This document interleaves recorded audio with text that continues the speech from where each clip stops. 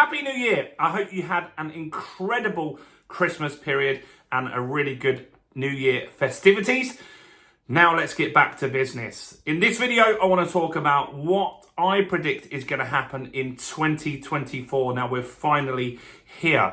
A house price is going to go up. What are the best strategies that we should be using? And lots more besides that. So while you're here, if you haven't done already, let's start the new year the right way by smashing that subscribe button and hitting the bell notification.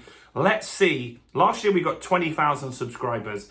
Let's see if we can get that to 50,000 subscribers by the end of 2024. We had 2 million views last year, and that was all down to you guys smashing that like button over there. So do that, or tickle it, or do something to the like button. Destroy it, because that really helped us get those 2 million views.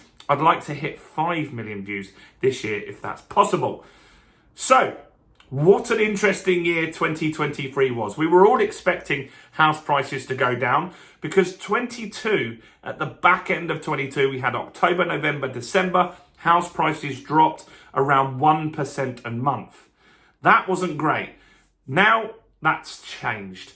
And in 2023, it was pretty much a flat market, ultimately ending up 1% up with some data sources, 1% down with others. Nothing really changed of significance. What did happen, though, is sales contracted massively. You had lots of people remove listings for sale. You didn't have many buyers in there. So there wasn't lots of too many houses for sale and not enough buyers. That meant that you didn't need to slash your price in order to sell.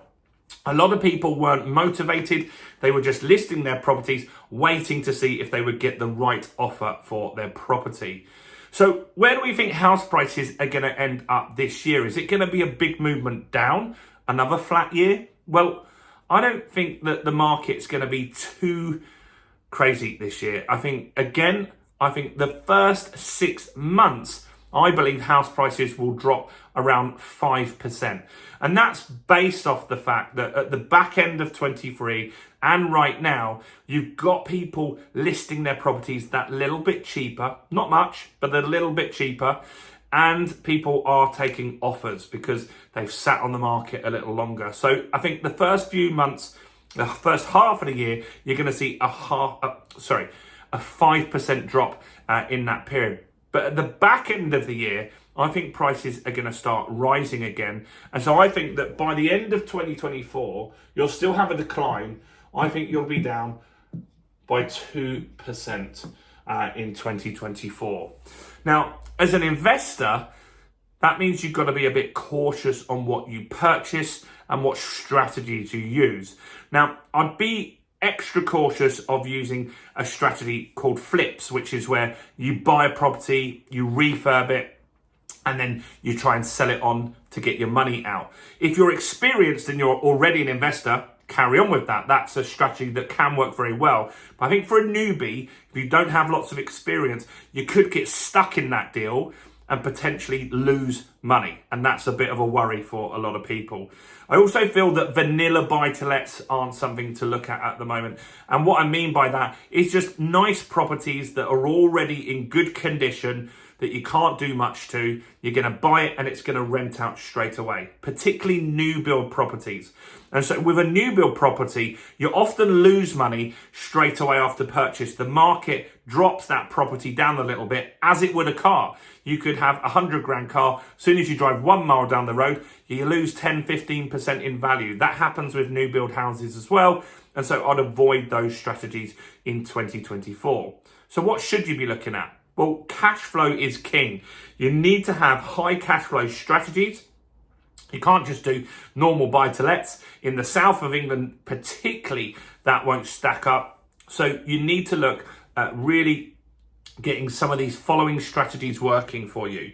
And so one that I feel is going to do very well this year is HMOs, house of multiple occupancy. That's always done well because it's a high cash flow strategy. But as we go into a recession potentially this year, a more difficult year, more people are going to get separated, more people are going to need cheaper accommodation, and this serves that market. So what I mean is you could take a 3-bedroom house, for example, Maybe you might get £1,000 renting that out as a buy-to-let. But let's just say you had a living room and a dining room in that property. You could then turn those into bedrooms and have a communal area in the kitchen, and then you could rent it out as a 5-bedroom HMO. Now, rather than getting £1,000 rent, you could charge £500 per room per month, meaning you'd get £2,500 in rental income rather than just £1,000. Now, you'd have to pay for council tax, gas and electric, but you could do that for £600-700, and that would help you make over £1,000 in profit from one unit. So that's a high cash flow strategy. That's going to protect you if interest rates went crazy. It's also going to protect you if house prices went down. So that's a good strategy. Next is serviced accommodation. Now, a lot of people have been jumping on the serviced accommodation bandwagon, renting properties on Airbnb and such like, and that's good, and it can work very well. But I wouldn't be doing this as a holiday let per se. I would be looking to do this in places where I could rent the property out all year round. So I'd be looking to rent to contractors, big businesses that need accommodation for their staff at various times during the year. Places like city centres where they've got constantly stuff going on at Christmas, in the summer, in the spring, April, all these times are very, very important. And so serviced accommodation is where you rent it out on a nightly basis on booking.com, on Airbnb and these other places. And that gives you a higher increased income. Now, you should be looking to make at least £1,000 per profit per property per month. So serviced accommodation, I think, is another good strategy. Next is a strategy called lease options. Now, these, a lot of people wanted, you couldn't get these for the last few years because the market was going up. Now, lease option is where you buy a property today, you agree a price, but you don't complete on that transaction until 7-8 years in the future. This works in this market because there are house prices going down. There are also not lots of buyers, so there's sellers out there that just want to get rid of their property, particularly landlords that own property in their own personal name. So lease options are a great strategy and a great way for you to actually get some properties, and you can secure them from as little as £1, and then you'll agree, I'll pay you 100 grand for that property, but in 7 years. In that 7 years, the price might go up to 120, so you build some equity in that property straight away. It doesn't work, this strategy, in a rising market. It works in a flat or a declining market, which we're in right now. So this is an opportunity again. Next is my favorite strategy, the buy, refurbish, refinance, rent strategy. This is where you make real wealth with your bricks and mortar. And so this is where some examples I've done is I bought a studio flat and turned it into a 1-bedroom flat. That's a very, very easy task to do. Doesn't cost much, 5 grand on builder's fees to do that. And that was in Surrey, so it added 50 grand in value. I took a 1-bedroom flat and turned it into a 2-bedroom flat. I took a house that was in terrible condition in Doncaster, refurbed it back to brick, and got new bathrooms, new kitchens, new carpets, all of that kind of stuff in that property. This works very, very well. It's slightly different to flips because you're keeping the property, where the flips is a little bit more risky if you don't have experience because you might get stuck and not be able to sell it. This one, you're buying it, you're refurbishing it, then you're refinancing it, putting out money, and then you're going to rent it. So you're going to get income from that property straight away. We've got lots of videos on the channel about that if you want to know more how that works. So that's a very, very good strategy. And the next one is social housing. And that could be a vanilla buy-to-let property.